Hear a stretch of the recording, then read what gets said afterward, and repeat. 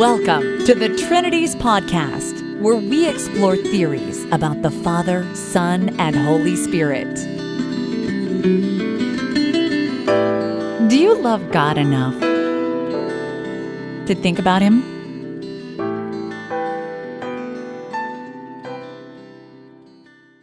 Episode 382, New Zealand Conference Church History Q&A with Sean Finnegan and Dale Tuggy, Part 1.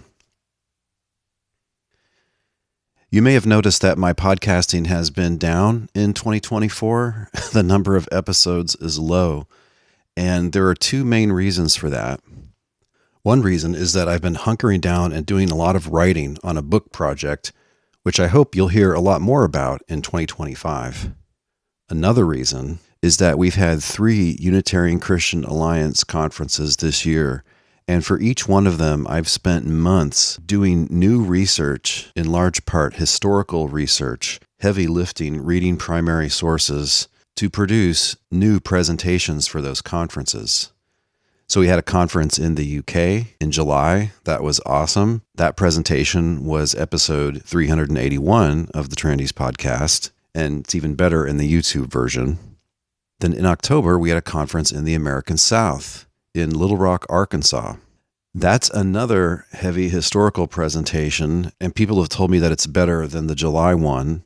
It's about thinkers from the late 100s into the mid 200s, and what that tells us about the state of mainstream theology in their time.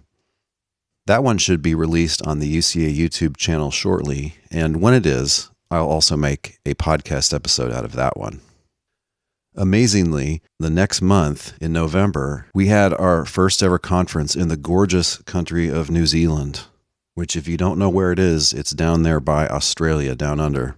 It looks small next to Australia, but it's actually a fairly large country, although not with a big population. This conference was really put on by an amazing extended family of people. And I have to say, I was really impressed with their testimony, their faithfulness, their hope, their can-do spirit. And in fact, some of the team spent the entire conference just doing service behind the scenes, and they couldn't participate in everything that was going on with the conference. And so it's for them that I'm doing this and the next episode. I'm not going to say who they are. I don't think they want me to. These are disciples of Jesus who don't let their right hand know what their left hand is doing, and they were just happy to serve others at the conference. One of the things they missed were the workshops, which we did differently at this conference, and this was the idea of the local committee. What we did here was we did 4 workshops the first full day, and then we did the same 4 workshops the second full day. And so you could pick 2 of the 4, and each one was done 2 times. They asked Pastor Sean Finnegan and I to do a church history Q&A those 2 days. You probably know who Sean Finnegan is. He's a pastor of a church in Latham, New York, and he's the host and producer of the excellent Restitutio podcast, which you can find at restitutio.org, and also the first link on this episode. He's also the lead pastor at Living Hope International Ministries, which publishes books, plants churches, engages in mission work, produces educational materials, and does other exciting things. So I'll put a link to their website, lhim.org, on the blog post for this episode at trinities.org. We normally don't record workshops, and I hadn't planned on recording it, but just in case, I turned on my smartphone and recorded it. And at the end of the day, I realized, this is really interesting content that a lot of people would like to hear. We're just answering off the cuff. The answers aren't perfect. Still, I think you really enjoy the content. The audio is not up to my normal standards. I had to process the heck out of it using AI tools. Part 2 next time will be somewhat better. But again, I think once you get used to the audio, you'll be drawn into the content and you'll enjoy hearing this. We were in a noisy setting. We were basically in the foyer of this conference center, so people were coming in, slamming the door. There was a lot of echo. We were passing around a microphone. Not all of the questioners spoke up loudly and right into the microphone. And so in some cases, their voice didn't come through well on the recording, and I'm just going to have to summarize their question before you hear the answer. Going back to the conference for a second, it was amazing. The presentations were great. The people were amazing. And there was a lot of enthusiasm there and a lot of encouragement for people who were trying to find fellowship with other Unitarian Christians. Towards the end of the trip, I was talking with Mark Kane, who was also there, and we were very moved by all of this. And we said to each other, this is why we do this. This is why we go to all the trouble to have these conferences and travel around the world. It's so we can see this kind of encouragement in people, see this kind of networking and people coming together for the sake of the kingdom. Here then is day one of our Q&A. It was November 23rd, 2024. The first questioner knows about Michael Servetus and asks what other historical biblical Unitarians we know about. So Servetus would have been in the 1500s. So in the 1500s, we do find a number of Unitarian Christians. The others to mention would be Claude of Savoy and Adam Pastor and Michael Servetus, those three we know of. And we also have the beginnings of the Polish Brethren. That is the result of Lelio and Fausto Zolzini, who are called then the Socinians, the Polish Brethren's church. So that, I think, begins in the 1500s, but it's really the 1600s when that church gets going. And what's so interesting about this history from 500 years ago is that essentially as soon as the Bible is available to the people in their own language, biblical Unitarianism comes out of the woodwork all over the place. Sprouts up like a weed. Yeah, it sprouts up like a weed. So for the medieval period, I have not been very successful in identifying groups that are biblical Unitarian.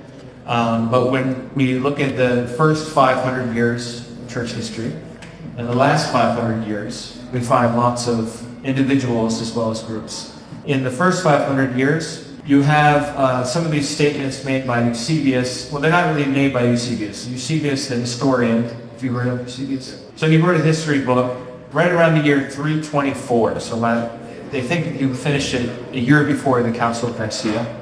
And it's a history of Christianity up until that period. And he mentions Unitarians in there. And I think it was in Rome. Was it 2nd or 3rd century Rome? I think it's 2nd century Rome. And Victor was the Pope. You're talking about Theodotus of Byzantium? Yeah. Late 2nd century. Yeah, late 2nd century. 190s. 190s, okay. Yeah, so we have Theodotus. There are actually two Theodotuses. And then someone named Artemon. That's all mentioned in the 2nd century. In the 3rd century, we have Paul of Samosata, who is most likely a biblical Unitarian. There's a really great PhD dissertation done by a man named Sample, something Sample. I think so, yeah. Paul Sample, John Sample, something like that. And, For example. Free Sample. So yeah, we have clear evidence in the 3rd century. Paul of Samosata was a very significant person. He was a bishop. He wasn't just an individual, which means the whole church was in line with this. And then in the 4th century, we have Photinus of Sirmium. And then in the 5th century, we have, what's the fellow's name? Benosis. I think there's a guy named Benosis and the Benosians. So we have attestation of biblical Unitarians in the 1st, 2nd, 3rd, 4th, 5th centuries. And then kind of skip in the middle period, middle 1,000 years. And then we have the 16th, 17th, 18th, 19th, and 20th centuries. Yeah, if anybody knows of medieval groups, this is when Catholicism really reigned supreme. If you want to hear the true stories of Christians coming to be Unitarians whenever Reformation happens, there's a big, thick book that's literally this thick. It's called The Radical Reformation, 3rd edition, by a guy named Williams. And he tells the story. This happens over and over. You get these Catholic people, they finally read the Bible. They see there's no Pope there. Then they see there's no Trinity there. And they see Jesus as a real man there. And then they get burned or hung or drowned or run out of town. It's very sad. It's a bloody story. But that's a good book. If you want to know more about the early historians, call them dynamic monarchians. So it's from the Greek word dunamis. I think it's because they thought that the divine in Jesus was God's power, God's working through this man. And the UCA published a book called Dynamic Monarchianism, the earliest Christology. This is a real work of historical scholarship where he looks at all the data that we have about Unitarian Christians from the 100s and the 200s.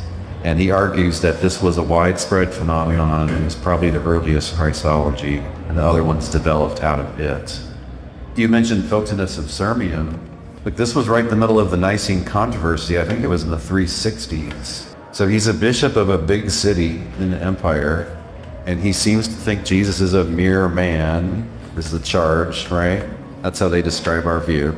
And the more mainstream people decide they're going to refute him. So they have a big meeting there, and they have a debate between him and some more Nicene kind of person. And after the debate, Photinus ran around telling everybody that he won the debate. And they had professional stenographers taking it all down in shorthand, and it's lost. So somebody could dig this up tomorrow, and it would be the best day ever for me. We had a debate in the 360s. The Unitarian guy said he won. He was not impressed by the Nicene arguments, and his city stood up for him, at least in the short term. Eventually, they kind of forced him out. The next question was basically, when the New Testament authors talk about Scripture, they basically mean what we now call the Old Testament. Obviously, early Christians didn't have a single volume Bible like we have today, but what did they consider to be the books of the Bible, both New and Old Testaments? It's really very complicated. What makes it even messier is the Jews didn't really have a fully closed canon at the time of Jesus. They only really fixed their canon around the early 200s. And they actually probably got rid of some books like Sirach because the Christians liked them so much. They also got rid of the Septuagint Greek translation because the Christians loved that and were quoting it. They came up with different Greek translations. The way it worked in Judaism was similar to Christianity. So you had a hardcore of the Pentateuch, but they all had that in common. And then the major prophets and the Psalms. And then, goodness, how did Song of Songs get in there? That's kind of saving material, And some of the minor prophets were not sure, and Ecclesiastes, Ruth, there's some unusual books in there. And so there was a hardcore, there was a widely agreed layer, and then there was a more, we're not sure about these layer. And that's how it was in the early church. So sometime in the 100s, you have the four Gospels being pretty universally accepted, Matthew, Mark, Luke, and John. And you had at least some of Paul's letters circulating all together. You had the pastoral circulating separately, it seems, but not everybody agreed on those. And then you had 2 Peter was controversial, Revelation was controversial. By the time, if you go up to Eusebius, that Sean mentioned, the famous church historian, right, in 324, he's not sure what to do with Revelation. He mentions some of the books that are controversial. By the time the Roman emperor started having copies of the Bible made for his new capital in Constantinople, it kind of helped settle it, but really the mainstream church has had more or less picked pretty close to what's in the New Testament by then already. The first list we have of the actual 27 books, this is kind of disturbing. The first list that we have of the actual 27 that are in our New Testament is in a letter by Athanasius. I think it's in the 360s. But again, almost everybody agrees on this core, four Gospels, Acts, Romans, 1 Corinthians. And then there's a lot of agreement about some of these others. Then there's some kind of outliers that there's more disagreement about. And it's really messy. There's a great book about this by a guy named MacDonald, I think, called The Biblical Canon, second or third edition. It's another big, thick book, but it gives you all the data that's known about this. So I don't know if that answered the question or just made your head hurt. Another source is the Text and Canon website, textandcanon.com. That's the brainchild of Peter Gurry and John Reed. John Reed's an Old Testament specialist, and Peter Gurry is New Testament. They do a lot of work on canon from a more conservative point of view, but they're legit scholars. They're not unaware of anything. So I recommend them as well. If you want to get a window into what people were saying, read Eusebius's church history book, because Eusebius will tell you on each different kind of document, right? So like the Gospels and Paul, that's solid. He doesn't really have much to say about text, just like it's universally accepted. But like on Hebrews or Revelation or 2 Peter, they're saying, well, these people believe in it, these people don't. So it kind of just gives you the inside scoop at that point in time, what people thought. You have to be careful with Eusebius because he was really prejudiced against the kingdom of God. He hated the kingdom of God idea. And I think that's partly why he didn't like the book of Revelation, because it didn't agree with his doctrine of going to heaven, which he's big into promoting. And so, he's not an unbiased witness, in other words. And on Athanasius, I would say even a broken clock is right twice a day. Just because the evil Athanasius has the list doesn't mean the list is wrong. Yeah. He also believes in God's existence, believes Jesus died for our sins. There are a lot of other things that Athanasius maybe accidentally had right as well. There's one more thing that makes it even messier, which is that Christians have never actually agreed on a single Old Testament collection. If you have a Catholic or Orthodox Bible, it's got, the Catholics call them deuterocanonical books, like a second canon. We call them the Apocrypha usually, and then the Orthodox have a slightly different collection.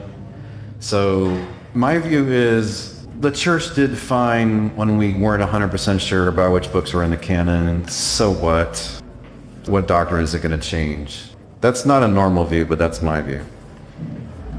I think a more typical view is that if it's, and perhaps this is what convinced the Jews to go with this, is that these other books, the apocryphal books, I think were in the Greek, weren't they?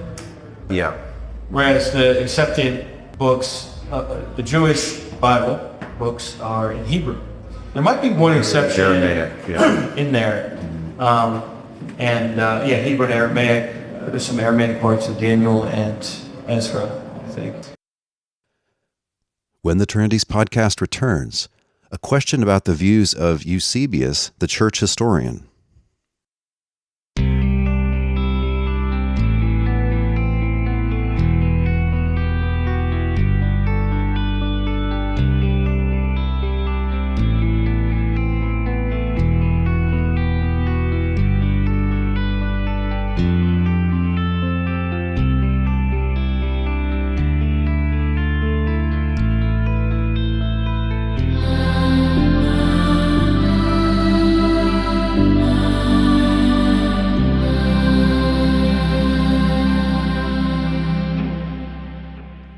The next audience question is about Eusebius, the author of the famous church history. What were his views before and after the 325 Council at Nicea? And did he at that time change his mind about the correct text of Matthew 28:19? He definitely believed that Jesus pre-existed, but that the Father was superior to the Son. This was a common belief. And there were two Eusebii. There was Eusebius of Caesarea and Eusebius of Nicomedia.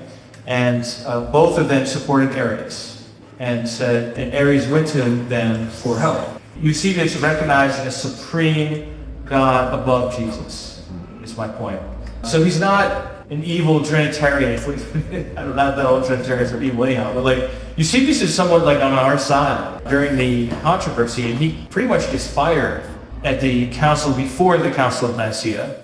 There's a council in 318, 324, and then 325. And so I think the 324 one, he got deposed. And then in 325, he signed the definition because he didn't want to get in too much trouble. And then he wrote a letter home to his church that survives, that we can read.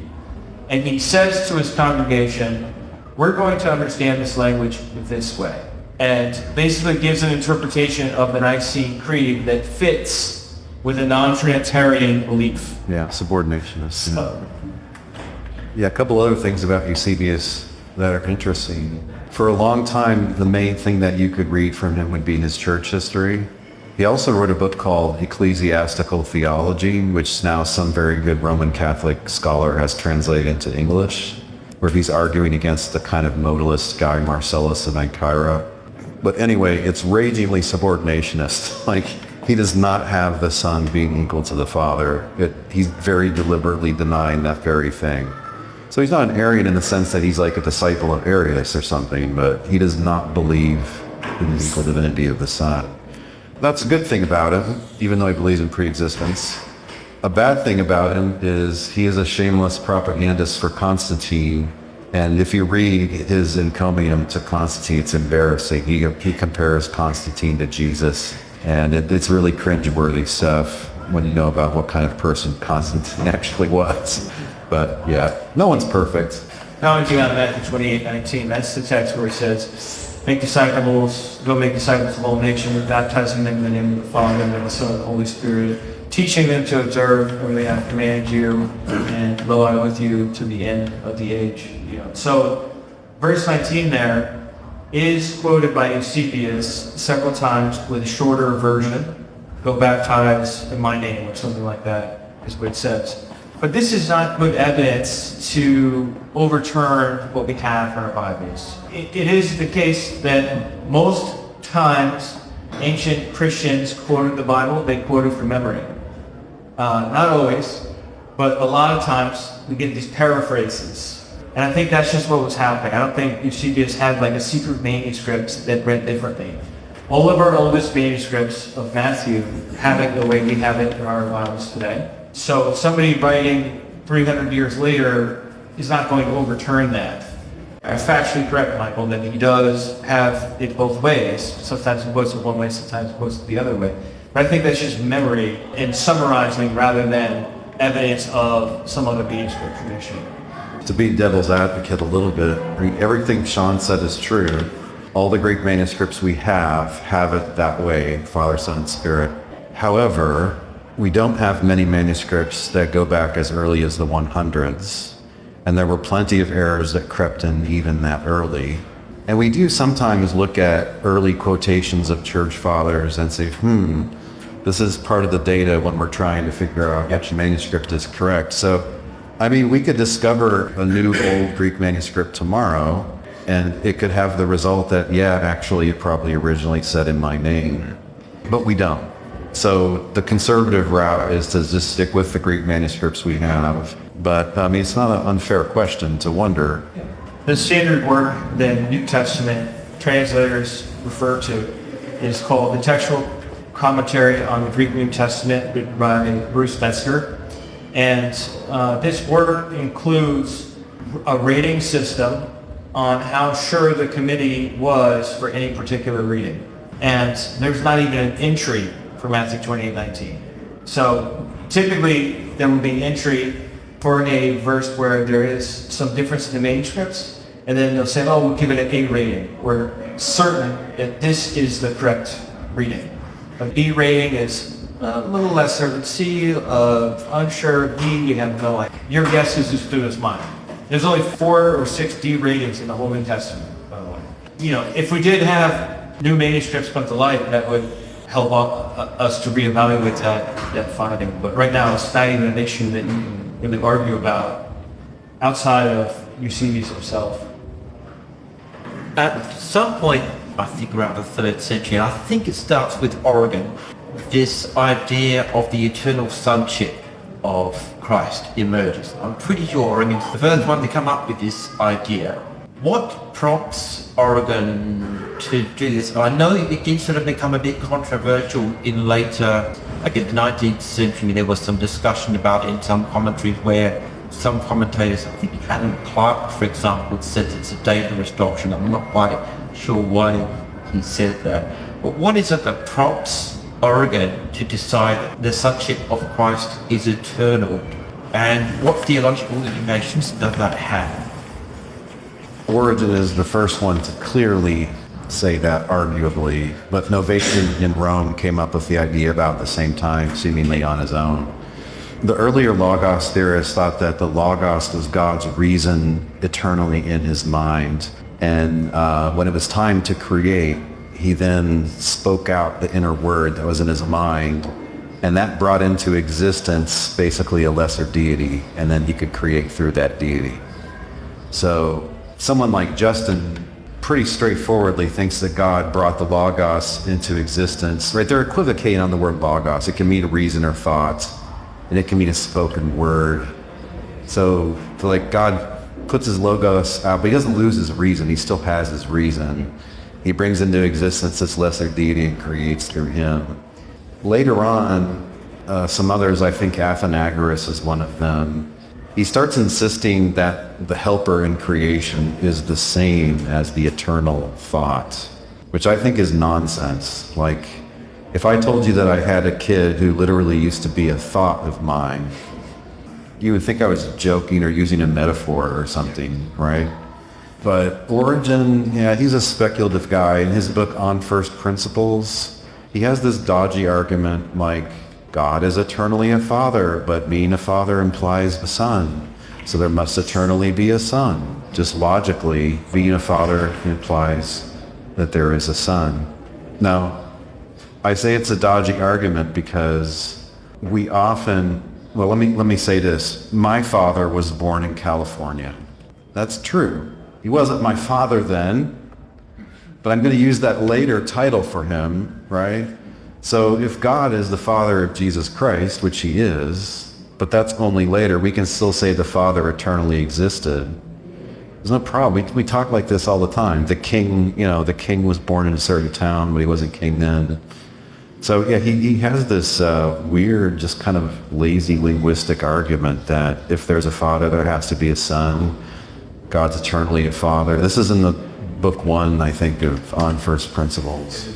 The big point he makes in that first book of On First Principles, what's called Faith and Hippies, or in the Greek, since I know you love Greek, periarchon, is discern that God could experience a change, that God could go from not being Father to being Father. Yeah, He talks about that. Yeah, talks about that quite a bit. Now, I have a theory specifically about Origen of Alexandria's conception of eternal generation. That is, that it goes back to his Neoplatonist training under Ammonius. Now, of course, Ammonius was an Alexandrian philosopher, the founder of Neoplatonism, and he did not leave any writings. So we don't know for sure when he taught, but his disciple, Plotinus, wrote down the teachings of his master in a book called the Aeneas. Aeneas just means nines in Greek. I think if you look at the Aeneas, which my history of theology professor forced us to read, and he likened it with being slapped in the face with a dead fish. He said, I know this is going to hurt, but I need you to do it, because unless you read the Aeneas, which is a pagan philosophical document from the Neoplatonist Plotinus, who didn't like Christians, he said, unless you read this, you won't understand the development of theology and Christianity, which I thought was like already giving away the whole farm. Like he's just admitting that we're right about everything we're saying. That's why he's making us do that. But in the Aeneas, Plotinus talks about the single original monad or source that then cogitates, just has a thought. And that thought becomes nous or mind. And then through that is a second emanation for the world soul. So we have three: the monad, the nous, and the soul. And he uses the word generation. He talks all about this. So if we can assume that Plotinus is mostly telling the truth, that what he wrote down is the teachings of Ammonius, we know that Origen studied under Ammonius as well, because he was just the finest teacher in the land, and he had access. Origen was a child prodigy, total genius, this guy. And so he has this Neoplatonic sense of change being bad. Well, it's just Platonism. Yeah. Just say change is bad. And he has this concept of generation, because you still somehow have to get the universe. Even if you're not a Christian and you're a Platonist, you still have to get the universe somehow. You have the story about the craftsman making the universe, but who's the craftsman? What's his relation to the original source? Right. And that's the problem they're working on. And to be a Neoplatonist is also to do this in sort of like a meditative way, where you can turn your mind's eye inwards and ascend within yourself to the higher principles. So if you can mix together cosmology and meditation, you get kind of like a Neoplatonist soup, out of which Origen, so that's his training. Now he approaches scripture and he's like, all right, we got to work these things together somehow. And that's what On First Principles is his synthesis of the science, if I could put it that way, of the day with the Bible. And I think it's a total failure, but it was very persuasive to a lot of people. in his defense, he's not afraid to disagree with Platonists, and he does a lot on many topics, but it even started a little before him. Back then it was just Platonists. It was a bunch of disciples of Plato, essentially. That's how they thought of themselves. Nowadays, scholars talk about Neoplatonists, starting with Plotinus in the 200s, and they talk about Middle Platonism in the 100s. The Greek language apologists were very influenced by the Middle Platonism of their day. And yeah, they thought the ultimate source has to be timeless, unchanging, can't have a causal relation directly with anything.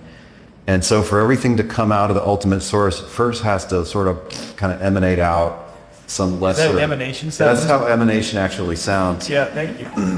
It has to kind of ooze out a lesser being and then like an even lesser being. And then one or both of those guys can create the material world. So the ultimate source cannot have anything directly do with the crummy material world. So some of the Christians took this over, and they look at John 1. Okay, all things are made through the Logos. Without him, there wasn't anything that was made. Like, oh, God must have had to make through the Logos, who's this lesser deity. But the whole system, it makes it where the one or the good is the ultimate reality. And at every level down, you got kind of a lesser deity until you get just crummy people like me and you. And there's angels and stars. They thought the stars were gods back then, the planets. So it's part of the way the whole system works is what emanates out of the ultimate reality is less. So that's how subordination real. is too. Yeah. So subordinationism is a feature, not a bug in this kind of system. So if you were to say, well, how can you say the Logos is less great than God? They're like, that's the whole point. And then sometimes the Holy Spirit will be like the third greatest being. A guy writing a couple generations after Origen, but was like a follower of his, he was a martyr in the early 300s. I'm blanking on his name, but... Pamphilus, yeah. He has a little book where he's defending Origen against posthumous critics. And he basically says, yeah, for Origen, these are the three greatest realities: God, the Son, and the Spirit. Right? So gold, silver, and bronze in the greatness Olympics. God is top, that's the Father. That's monotheism. It's just that there are these other pre-creation beings. Sean rightly pointed out he did not want God to be implicated in change, so he can't go from not having a son to having a son. But look, how can he go from not being creator to being creator? So Origen may have thought that God just kind of eternally creates, that it doesn't have a start to it, just goes back. So isn't some of this basically just rewriting or rebadging the whole Demiurge concept? That you need the Demiurge to interact with the matter because the supreme creator can't be involved because of that dualism? Yeah, let me explain that word. Plato has a really weird dialogue called the Timaeus, and he tells this big long yarn, this myth about how the world came to be, and it's very involved, but it was popular later on. It's not even clear if it's just a story for Plato or if he even took it seriously, but part of the story is there's in Greek, Demiurgos, craftsman, maker, and somehow this comes out of the ultimate reality, and it's the craftsman that takes the ideas, the universal forms, and puts them into material, and into pre-existing matter, making material objects like us. And so, yeah, the early Christians thought that, hey, Christ is the craftsman, the middle direct creator. You know my picture earlier today where I had the hand and the marker, and like Christ is the marker and God is the hand? The Demiurge was the marker in the Platonic scenes. So we're getting back to this idea that Jesus is seen as necessarily the creator who has to be involved with material reality and affirm it, because the ultimate source can't be involved in something as repulsive as matter, because spirit and matter are necessarily sort of, opposed to each other. Is this just a rebadging of the Demiurge concept coming through from that Platonist through to Neo? I think your answer is yes. Yeah. It's really a very strange idea, right? Because if God is all-powerful, why would God need to do it through an intermediary? That's weird. Like, why would you even go there? but Platonic framework gave them a motivation. Yeah. And what's even weirder is when you get up to Athanasius, he actively denies that there has to be an intermediary creator. It's like he just doesn't know about this, or he's forgotten it, or he's lying, I'm not sure. So later on, they forget about all this subordinationist stuff. But in the time of Justin and after him, they really think God cannot create directly. He's got to have this in-between guy. This is the driving force behind much of what Plato says in De Officio Mundi on the creation of the world. And we also find it in the Gnostic myths. I read a good book about the Gnostics by David Rocky years ago, where he talks about Justin Martyr and the Gnostics and Philo. He says, look, they're all doing the same thing. They're all trying to solve the problem, how can God make the world without God actually making the world? He needs an intermediary because otherwise he can't stay perfect. Like the Logos theology is so close to Neoplatonism that it's not even funny. Even though it's, I would argue it's first, it's before Neoplatonism, but Neoplatonism says no, it's the mind. The Arian Christians are saying, oh no, it's the Logos. Well, the nous and the Logos, those are very, like your mind and the thought in your mind, those are very, very similar ideas. So yeah, I think this is like driving a lot of the thinking of what's around. If I were to explain to you the Gnostic myth of pre-creation and what results in creation itself, you would all laugh and you say, first of all, you have way too many characters in the story, and their names are complicated, and it's just sort of like, it's just so out of touch with our sensibilities that we would just be like, this is silly. The Gnostic myth was incredibly attractive in the 2nd century. It was so incredibly attractive. A certain kind of person, yeah. That it was the main target of much of the writing of Christians. And it resulted in, a lot of these first heresies was targeted, like you just use of the word heresy used to mean just a sect. Justin invents this idea of saying, well, if you don't believe in resurrection, you believe in heresy. And he's targeting the Gnostics there. And so we also see this with other so-called heresy hunters, like the biggest, most famous one in the 2nd century is Irenaeus of Lyon, and his book Against Heresies. Like, almost all that book is against Gnostics or pseudo-Gnostics or, Valentinian, or Valentinians were like Gnostic light, kind of like Bud Light. Like just a simplified version of the Gnostic world. So what is driving all this is the same thing, this desire to have intermediaries, and the Gnostics just like added lots of intermediaries. Whereas like Justin Martyr and his crew just have one intermediary, Logos. Sean mentioned a while back about how the Neoplatonists and the Middle Platonists, they have like the ultimate reality that's called the One. Before you get the material world, he has to emanate out like this second one, and then there's like a third one. Some biblical Unitarians say that the Trinity was stolen from Greek philosophy. I've never thought that's right, because it's really a uniquely Christian idea, this 3 persons in one ousia, one essence. But this is where the influence comes in. The ultimate reality and the 2 other principles or sources, they're not a triune God, but they are a triad.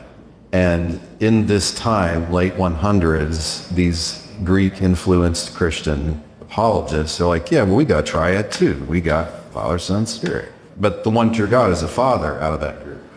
I mean, that is what the Greek word trios means. It means triad. And then the Latin equivalent is trinitas. So originally, Trinity meant a group of 3 sources, and the highest one is the one true God. That's what it originally meant. And way later, around the time of Augustine, now it suddenly means the triune God. Very confusing when, like, if you see Tertullian or Origen talking about Father, Son, and Spirit, yes, they do that, but the one true God is the Father, like we think. One of the interesting moves that Dale has made in his work is to seek to claim a lot of these church fathers as Unitarian Christians. Even though they believe in pre-existence and their view of Christ is like so convoluted and mixed up with this Logos way of thinking, like strictly speaking, they still think the Father is the only one that's truly God in himself, and and eternal and this is most supreme one. Fullest sense of the word. In the fullest sense of the word. Which I love this move that you have done, because you have sort of like takes all this evidence, all these church fathers, and like puts them on our side for once. Because the typical Trinitarian perspective is, by church historians, is to say, well, they were hinting at the Trinity. They just didn't have the language yet to express it. They kind of saw it, but it was fuzzy. It's like, no, they didn't. No, they didn't. They thought that what they believed was right. And they were not saying in their writings, oh, I'm just trying to express this and I just can't figure it out. No, that's not how they talk. They talk as if they know what they're talking about. And they don't seem to think of themselves on a continuum marching towards an inevitable conclusion in the 4th century. I think in a sense we can claim these people, even Origen, as one of us, even though he might be like that cousin at the Thanksgiving meal we have on Thanksgiving when we get home, that we don't really want to talk politics with because he's crazy. But like he's still in the family, but like we don't really, necessarily see eye to eye with him. Yeah. Earlier Unitarian scholars pointed this out too, and calling pre-existence people Unitarians, that has a long history as well. Famously, in America, there were the early American Congregationalist Unitarians. Have you ever heard of William Ellery Channing? He was kind of the most famous among them. He gave probably the most famous sermon in American history was a big pamphlet in favor of Unitarian Christianity, understanding the New Testament as Unitarian. So he did that. In those churches, they had what we nowadays call Socinians and Arians.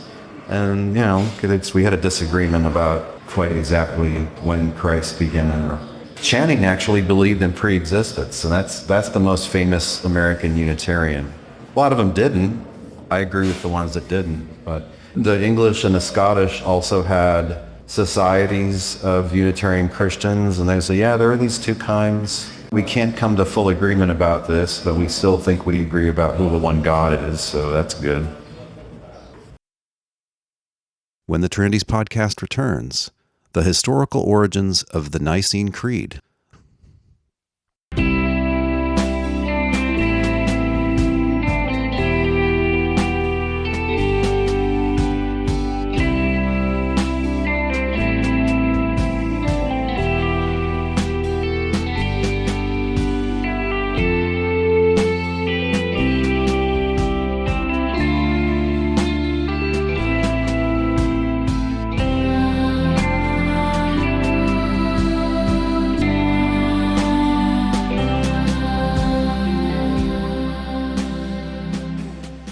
Muslims who grew up in the Anglican Catholic Church would have signed the creeds, as part of the liturgy in the Nicene Creed. Can you take us a bit behind the politics of how they got to be the agreed statement of faith? Because we're told that's the foundation of church. I'll give a short summary of it, and then Dale can correct or add or subtract whatever Matthew wants to do. Multiply. There are two interesting historians who write about this. One is called Socrates, and one is called Sozomen.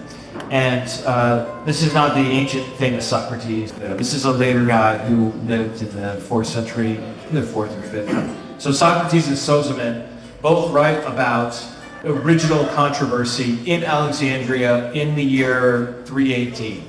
Basically, what I can gather from what they report, there was a bishop named Alexander, and he was defining, perhaps too minutely, the relation of the Father and the Son to each other. He got himself into a position where he started to say that the Son was eternal. And when he did that, Arius and some others in the church said, this is not the teaching we have received. He raised some sort of mistake. So that's the initial starting point of this. Alexander decides to handle it by a debate.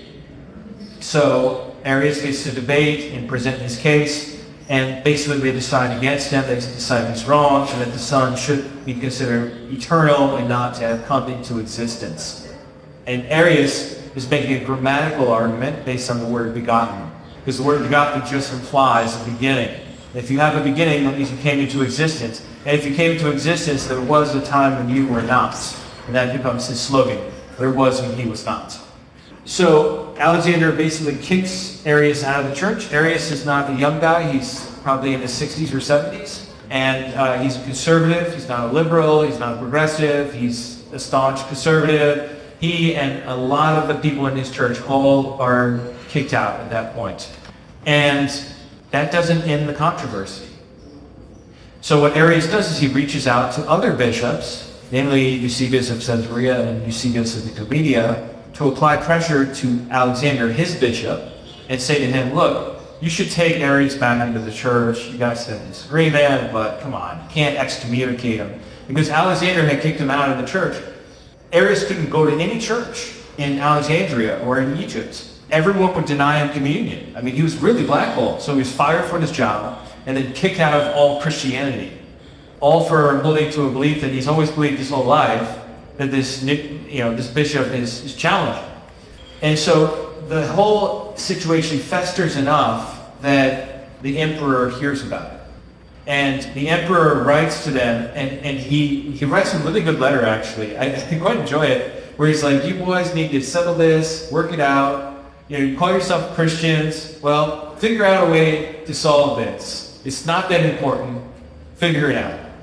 And of course, that letter doesn't do any good. And then he has his advisor, a guy named Hosius, who then comes to Alexandria, decides in favor of Alexander, and says, okay, we're all going to agree, we're going to have council. Okay, we had a council. Alexander wins. All right, so now everyone needs to agree with Alexander, thus says the Emperor Constantine. Problem solved. Well, it wasn't solved. Because even though Alexander has the endorsement of the emperor behind him, pretty much all of Christianity, or at least, half or something, think that the Son did have a beginning of some sort. So you can't just destroy Arius and solve the problem, because these other Eusebiuses, they're very strong. They're not weak guys. Eusebius of Caesarea, the church historian we were talking about earlier, he has the library. He's the librarian for Origen's collection of books in Caesarea. Very important person. Origen was about as close to a celebrity as you could get in the 3rd century. Like, the sister of the emperor came to see him just to hear what he had to say. He was a big deal. And so Eusebius is the heir apparent of the Origen, stream of thought. And, he's writing the church history book, and he's a big deal. The other Eusebius is arguably even more powerful, Nicomedia.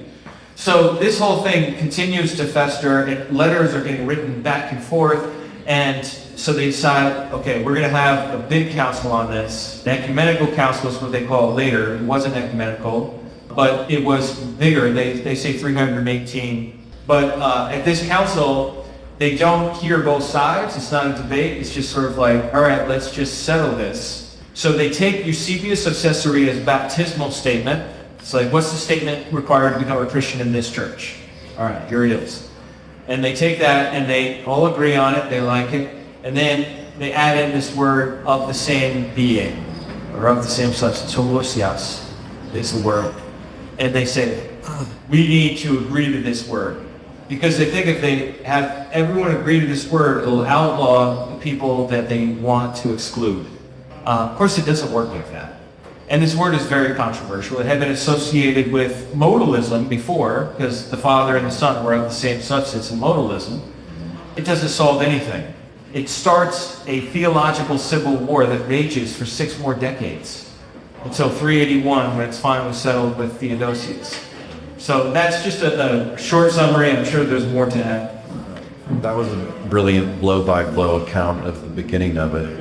So basically, to kick out the Arians, they agreed on this new language of same essence, same Nicea. The problem is, they didn't really all have the same idea in mind. So then they went home and explained it several different ways, one of which was modalists. Then Athanasius and Marcellus started going around saying this was just the end-all, be-all, like this is the core of orthodoxy. You have to say same Nicea. And they went back and forth. They had dueling councils. They had a council that said we should stop talking about substance. That's not biblical language for the Father and the Son. And when they got a new Eastern emperor around 380, somehow the Nicenes had got to him, and he's just like, no, those guys are right. So in 380, he issued a decree basically saying the Nicenes are right, those guys are wrong, they're not Christians, we're going to take away your churches and your bishops, and everybody has to be a Nicene. He issued that imperial decree, which you can still read. It's in my little book, What is the Trinity? It's quoted in there and lots of other places. Then after that decree, he called the council in his own city, Constantinople, in his capital, that he kind of presided over and sponsored. And in 381, they obediently said, yes, the Nicene Creed was all right. They made a few minor revisions. So the Nicene Creed that you recite in a Catholic or Reformed church, they call it that, but it's really the 381 version, which is a little bit changed from the 325 version. It doesn't say the Trinity, but I believe that at the time they understood that the one essence was supposed to make them be one God or in one God. So I believe it's implicitly Trinitarian. And they kind of imply that the Holy Spirit is too, but they don't want to say it because that would cause another 50 years of controversy. So I understand that the 381 Creed is the first real Trinitarian creed in Christian history.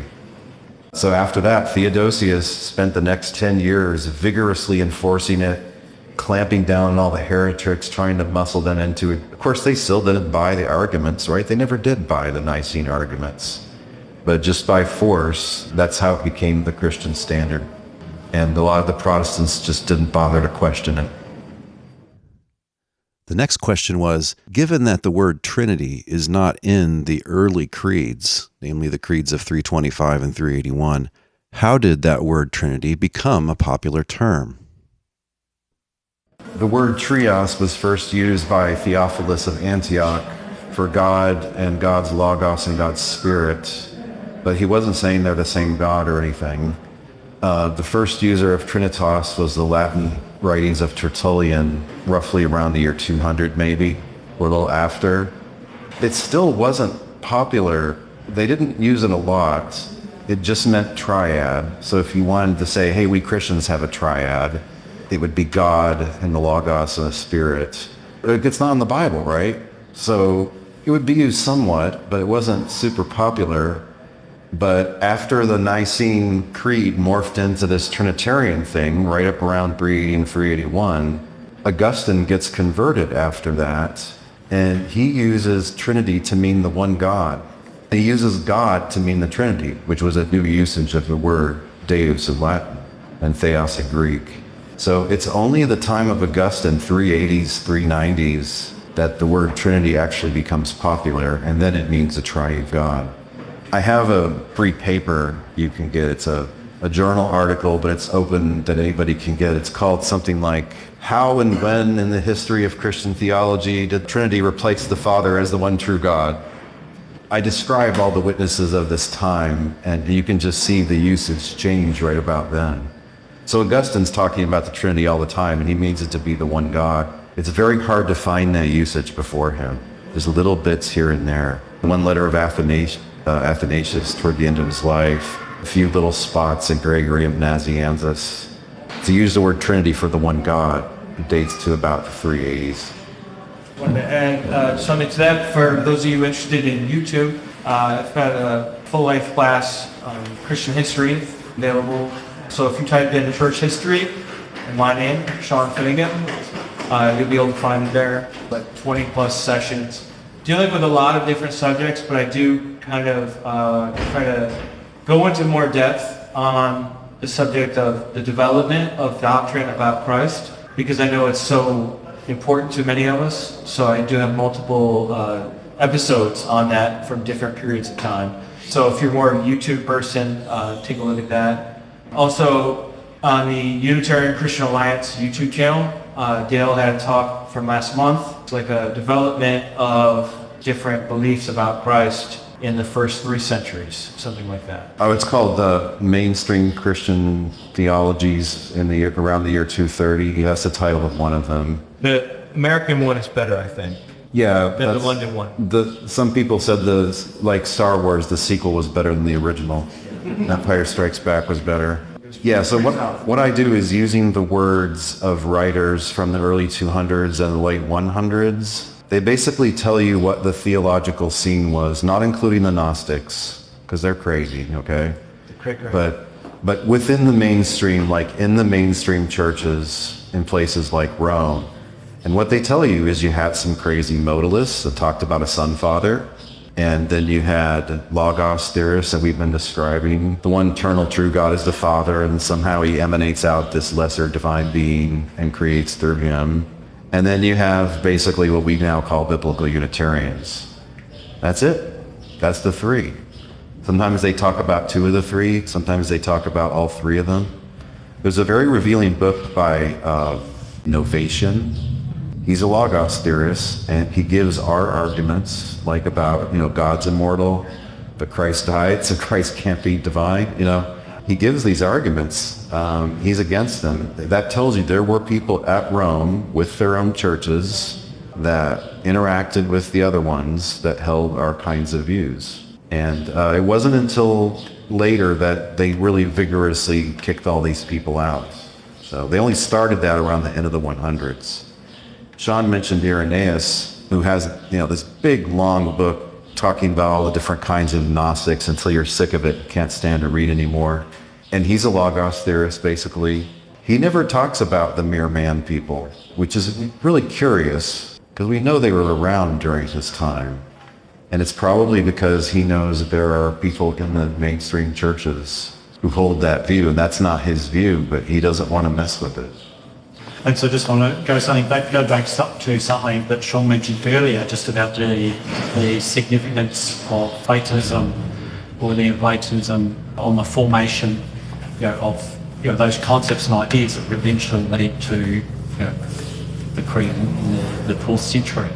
The apostles came and they preached Jewish and Hebrew concepts about Old Testament concepts about God and those associated things, and yet by the time we get to the creeds in the 4th century, we've got now very Greek Platonist type, which has been built on. So I was just wondering if you have any thoughts about that transition from a Jewish Hebrew concepts about God to Greek Platonist concepts about God, how and when, things like that, any comments?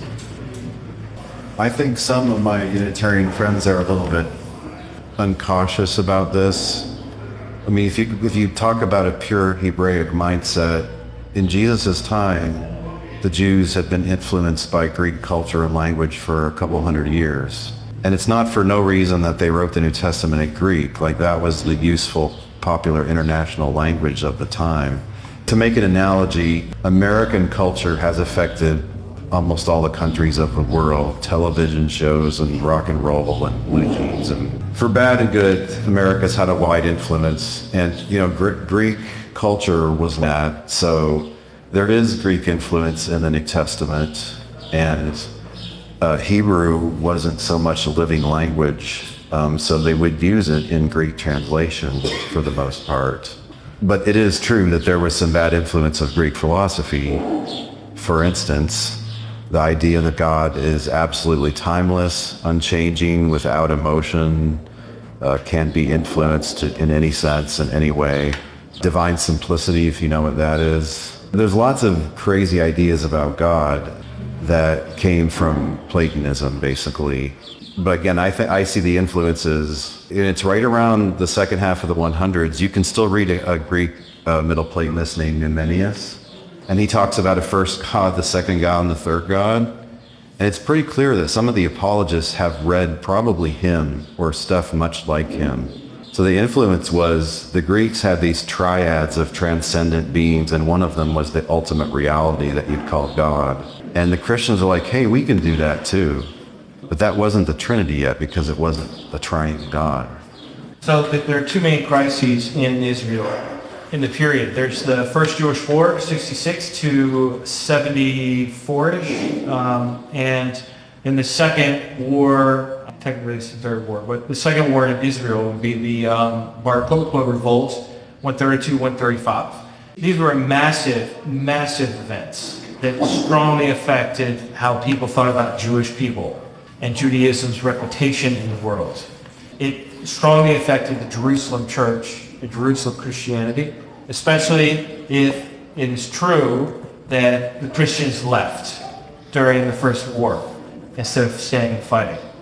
Eusebius claims this is the case. Some scholars debate that. But if that is true, that Christians fled from the scene, then how would those Christian Jews be treated by other Jews later on? Not well. And we seem to get some indications that to be a Christian Jew was to have a hard life in the land of Palestine, Israel, and so forth.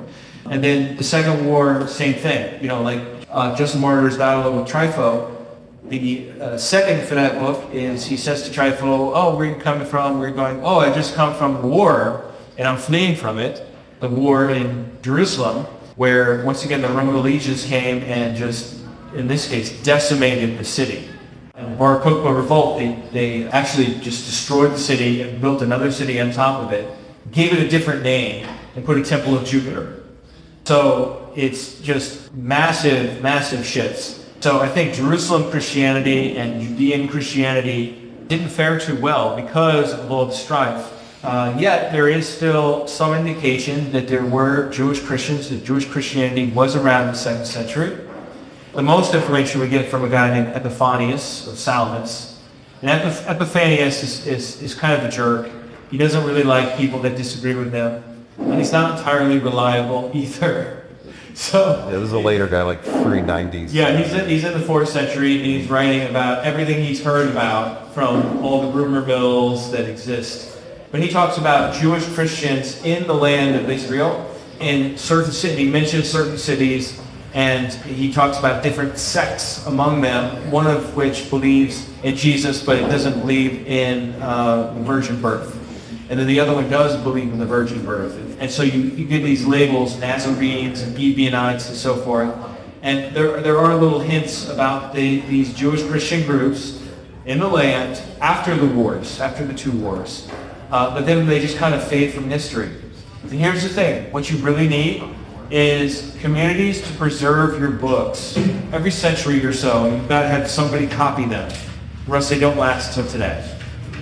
And the Jewish Christians did not have that. So we just don't have the writings of these groups. We have people mentioning them, but we don't know really if that's reliable or not, because they're usually hostile towards them. But we know that they existed, yet they didn't seem to really have much of an influence on wider Gentile Christianity, sadly. The next questioner asks, haven't we been continually trying to fix these problems since the 16th century Reformation? The word I like to use for that is restorationism. And of course, John Thomas and the Christadelphians, that's a restorationist movement.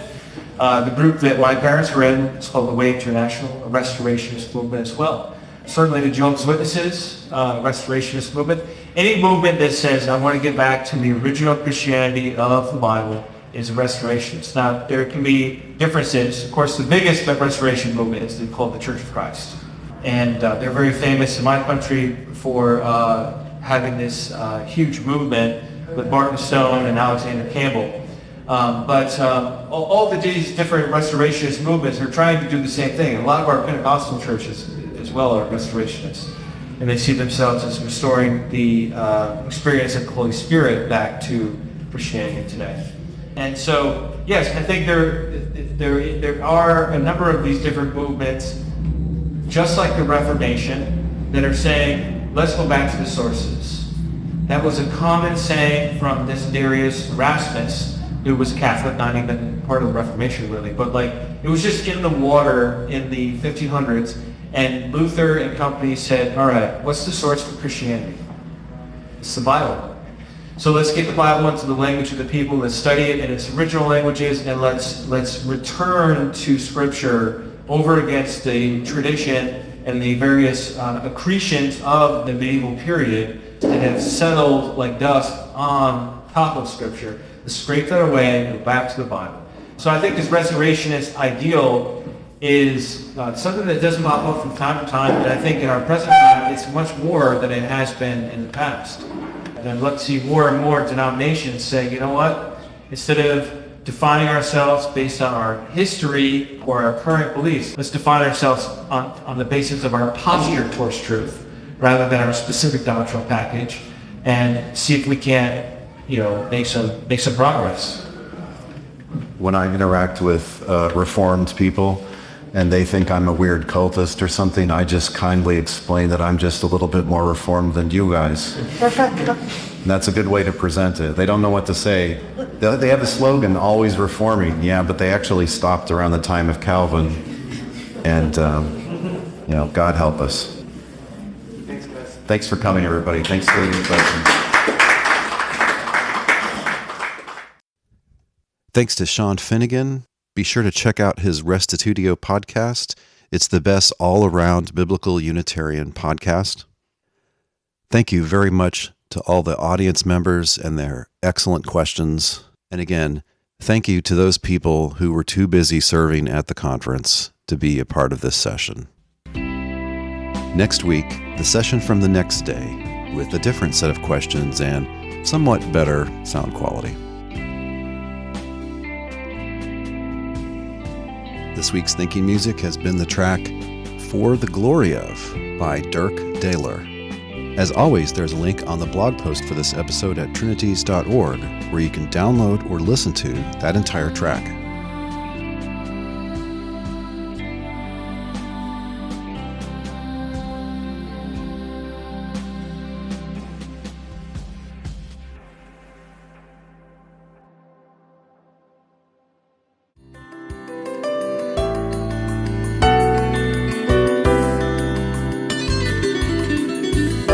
Thanks for listening. We'll see you online at trinities.org. Till next time, don't forget to love God with all your mind.